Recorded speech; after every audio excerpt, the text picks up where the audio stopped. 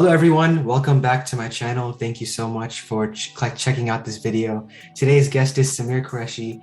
He is the co-founder and CEO of Knack. Samyr, thank you so much for being on the show. How are you feeling? Thank you. Yeah, I'm feeling good, and I appreciate you having me on here today. Awesome. I see some black thing behind you. Can you tell me what that is? Yeah, it's actually it's a bass guitar. I play, regular six-string guitar, and I'm trying to learn some bass. And as I'm moving things around here, I decided to make it part of my backdrop, I guess. That's amazing. How long have you been playing the guitar for? Be since high school. So let's see, I was 15, so going on about 14 years. I don't, Wow.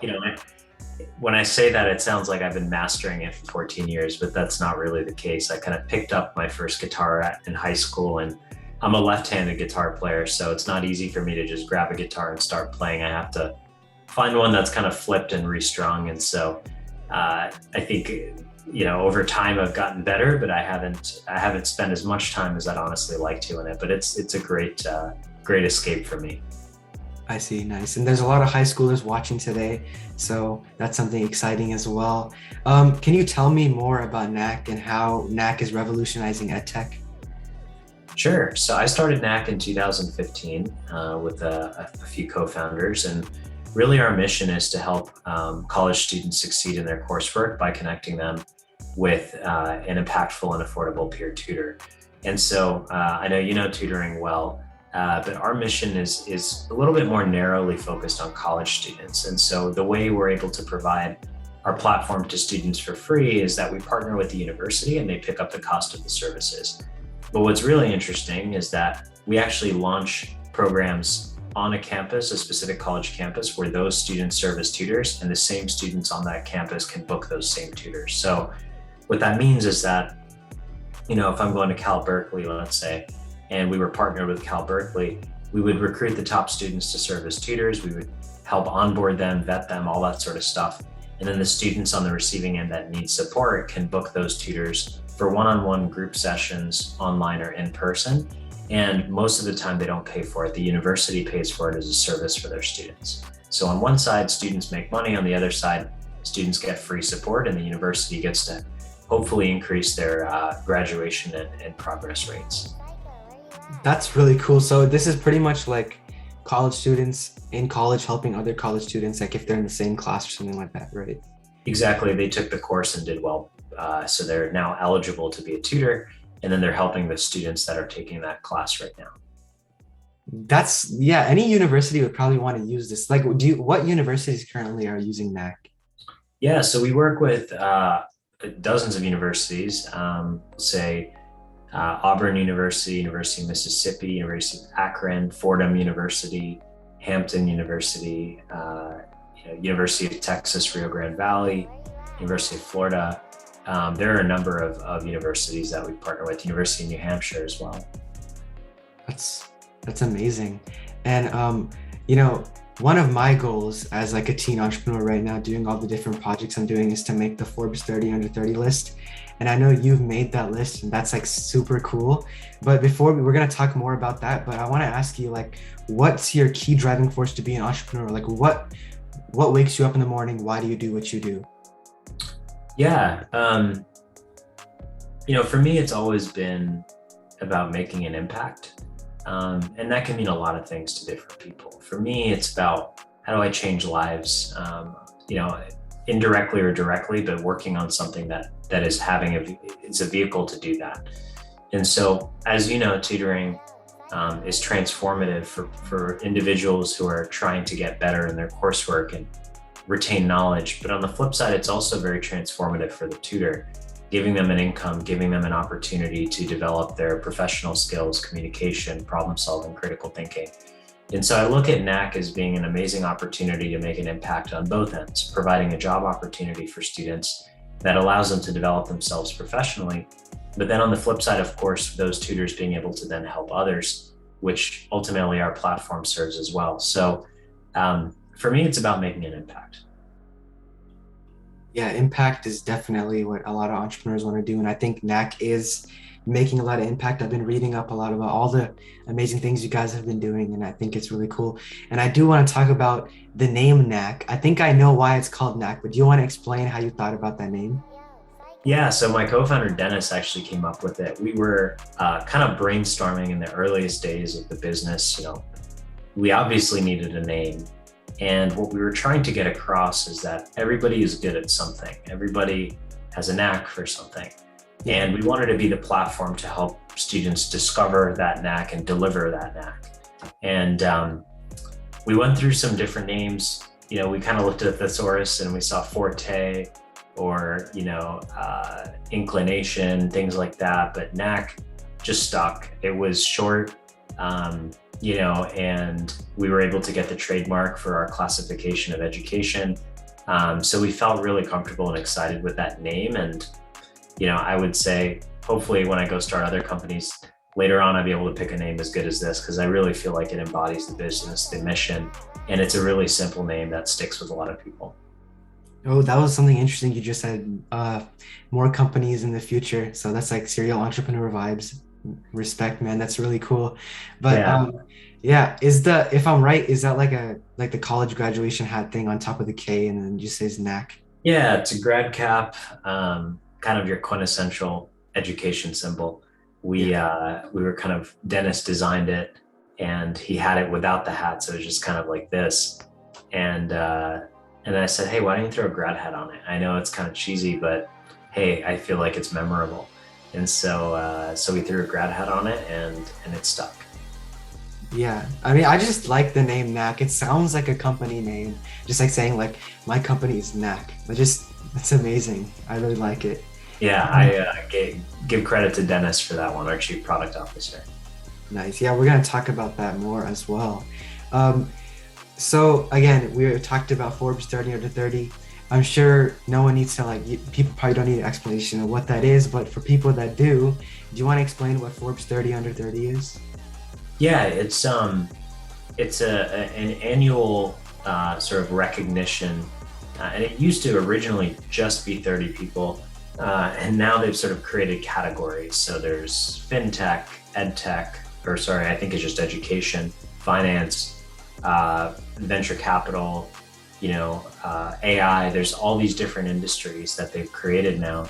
What they do is they select 30 individuals or 30 co-founders that really, what they in Forbes's definition are really kind of pushing the limits and building something that's transformative in the industry, and of course that are under 30 years old. And so, yeah, that's what it is in a nutshell. Yeah, and all I know, like all the entrepreneurs I know, everyone wants to be on Forbes. It's like the big thing that everyone wants to do. So, how exactly does it work? Like, did they reach out to you, or did someone nominate you? Like, if for other people that are under 30 that are doing big things, like how can they possibly be on that list? Yeah, we were either approached by them or maybe one of our investors or advisors or someone had said, hey, you guys should consider this because, well, one, we're under 30, two, there's an education category, and three, folks felt like we might have a good shot. So we applied and we had to get some nominations. And so I had asked, I think it actually was an investor that had asked if had encouraged us to apply. And I had said, hey, would you nominate me? And so we had asked a few people, some close friends of the business, to nominate us. And I didn't really know what would happen from there. And apparently there's a committee and they kind of review people and they continue to narrow it down. And so we got an email at some point, and we won this in 2020. So I'll never forget it because obviously 2020 was an interesting year for the world. And we got a notification that, we've been sort of shortlisted, and they asked for additional information on the business, more on our background, kind of why we're starting the company, how long it's been, the growth that we've seen, all that sort of stuff. And then the night before, or 2 nights before, I think they emailed us and they said, hey, congrats, you guys are in. And we're going to announce it in the next couple of days. And so that was a pretty cool feeling. But at the end of the day, awards and accolades are nice, but I really think it's the hard work that our entire team has put in to allow us to get here. Awards will always come and go. But it's the legacy long-term that we leave. Of course, I love having that ability to say that I've been there. But I'm not really too engaged with Forbes. Otherwise, we've had some publications of our business in Forbes. We've written or had some content written about our business. But it is an interesting community. Sometimes you'll see another individual's Forbes 30 under 30, and it's kind of like almost going to this, being in the same club or being in the same university where you can reach out and say, hey, I am too, and would love to unpack a conversation from there. Yeah, I see that on LinkedIn a lot, like on the I think it's called the headline, like it says Forbes 30 under 30. It's like you're part of it's kind of like a community. I mean, I'm not part of that, but I think it's definitely something really cool. Now, you were talking about your team. Let's talk more about that. Like how many people are on your team? And I think, if I'm wrong, tell me if I'm wrong, but Knack is hiring right now, so you can also talk about that. Yeah, go for it. Absolutely. Yeah, I want to say 25 employees with 23 full-time, 2 part-time. And we are hiring right now. We're a fully remote company, which is cool. So we, prior to the pandemic, we had an office in Tampa, Florida, which is where I'm based. And what had happened was we had a lot of growth during COVID, thankfully. And during that time, we were asked we were asked by the people we were interviewing, hey, are you guys going to have to require me to move? And we thought about it, and we didn't feel like it would be right to ask people to move in the middle of the pandemic, but we needed to make those hires. And so we said, we're going to ask that you're open to moving, but obviously we don't know what the world's going to hold right now. So we didn't require it. And we'd opened our office in October and November of 19. We closed it in March. And we ended up going remote in March temporarily to see what would happen. And then the more we thought about it, the more we realized it would be a competitive advantage to recruit. It also would allow us to save on some costs as we continue to. But ultimately, we feel like people would be happier. We surveyed everyone and asked people.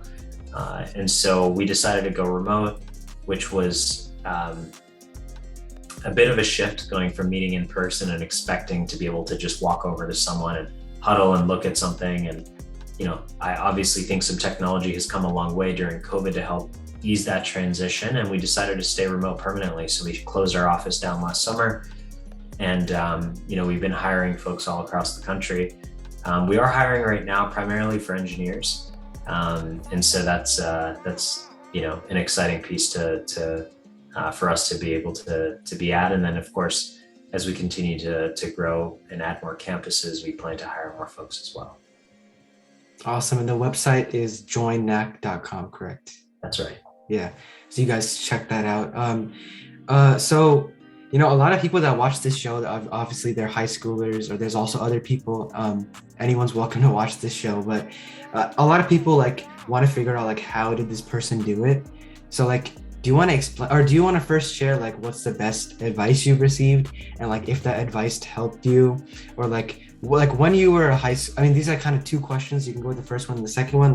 When you were in high school, did you know I'm going to be an entrepreneur, I'm going to do the education industry, and we'll see how it goes? Or did it just because that's kind of what I'm doing. I already know, I don't know exactly what I want to do. I just know I want to be an entrepreneur and doing things similar to what you're doing. But how was it in high school, and what was the best advice you received, and how did that help you? Yeah. So let's see. In high school, I wasn't, so I'll back up. I'm an immigrant. So I was born abroad, and then I moved to the States when I was young.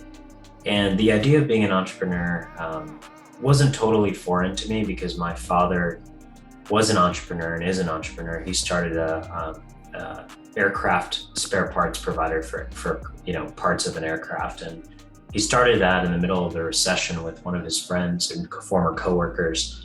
And so I was always interested I remember when he was trying to pick a name, and he was working out of his garage, and I kind of grew up seeing that. But I also remember knowing that it was really risky, and it wasn't a clear-cut path to making a lot of money up front, usually. And over time in high school, I never really thought about being an entrepreneur as a career path. I just was like, oh yeah, people can do that usually after they've gotten a lot of experience.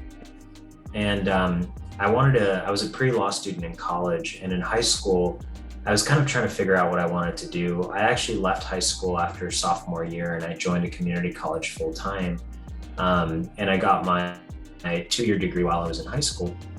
And that's where I kind of got exposed to different opportunities. There was an entrepreneurship club. I had all sorts of people in my class. It wasn't just, 16 to 18-year-olds. It was, formerly homeless folks, grandmothers, international students, people that were in their mid-30s and working. And so I started to get exposed to different career paths. And I honestly didn't think I would ever end up in education. I really liked education. I cared about it. As an Asian American, I don't know if you can empathize, but education is a big part of our culture. And so I think for me, it was always something that I thought about in terms of it being important, but not something I wanted to go solve a problem for. And so over time, I went to the University of Florida, and I started as a business major, didn't really like learning business out of the textbook. I started a t-shirt printing business in college where I was printing all the t-shirts for a lot of the clubs on campus. And that kind of taught me some of the early principles of starting something of my own. It was very experiential. It wasn't out of a textbook at all. And I continued down becoming a pre-law major, and graduated early and decided I didn't want to go to law school right away. And I got an internship at Apple when I was a student. And that's kind of what exposed me more and more to technology. I was just doing support remotely. And then prior to graduation, I got a job at a company called Gartner, which is the largest market research firm for technology. And I started doing sales, and I really, really fell in love with technology. And at the time, sharing economy was exploding. Uber and Airbnb they were new-ish, but everyone was talking about them because they were so transformative. And I was really interested in the sharing economy model. And I went home to visit family and visit friends, and the theme of tutoring just kept coming back. And so I really felt like it was again a way to make an impact. And so I ultimately left my job and started Knack. It's amazing stuff, man. Really inspiring story, and I really look up to you. How can people find you online, or if they want to reach out to you, how can they do that? Yeah, LinkedIn is probably the best. I check it pretty often. So just Samyr Qureshi, you should pop up. I don't think there are any other Samyr Qureshis out there. So LinkedIn, I'm not really active much on Twitter or Facebook or anything like that. But yeah, I would say LinkedIn is probably best. Awesome. Well, thank you so much for being on the show. Do you want to share what your favorite part was? Yeah, you invited me and kind of have reminded me a couple of times through this conversation that your audience has been younger folks, high schoolers typically, and again, anyone can watch this, but I wish to spread the good message of entrepreneurship to as many people as possible at the youngest age possible, because typically when you're the youngest, you're able to take more risks because you have less to lose. You don't have a mortgage, hopefully. You're not typically taking care of kids and things like that. And so as you get older, it's harder to take those steps because you have other things that are at risk. And so, in high school and middle school, I was fixing iPhones for friends, selling candy out of my backpack. I mean, I never thought of that as a real path to me learning to be an entrepreneur, but I was learning the principles very quickly. And so if you have an itch or you're interested, there's really no qualifying factor. It's all about your drive and your motivation.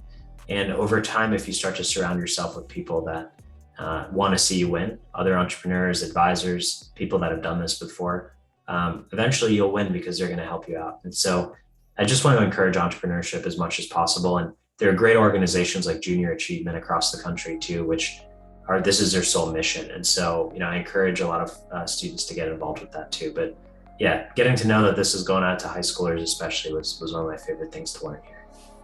Yeah, Junior Achievement. That's actually interesting because I was on a show called 2-Minute Drill by David Meltzer. It's a pitch competition show where you have 2 minutes to pitch your company. You're competing for $50,000. So actually in May 20th, I think it's going to be 8:30 p.m. It's going to be on Bloomberg and Apple TV. And I was able to be on that show. And the cool thing is that I won the Junior Achievement Impact Award. So that was Awesome. something really cool. And I think what you said about like selling candy, I also used to do that. That Yeah. was something I used to actually just like scooter with my friend. We used to get pixie sticks. There's like sticks with sugar in it. The funny thing is like there was like 60 of them for $1. You can get like that many, and we used to sell each of them for $1. So that's what I used to do. And yeah, that's kind of how it started. Then I went to eBay. Now I'm doing startups, and now this show as well. So it's really, I just love it. Life is great, and getting to meet people like you just keeps me going. And the fact I get to like learn from you, be in contact with you, and I encourage others to do so as well. And I definitely agree about all the things you said about entrepreneurship. And guys, just go for it. That's what ochakde means. It's in Punjabi. I'm Punjabi. It means go for it. So just go for it. And thank you so much for watching this video. Make sure to hit that subscribe button. You can share this with a friend or family member. You can comment something below, and Samyr or I will get back to you. And yeah, thank you so much. Awesome. Thank you. Peace.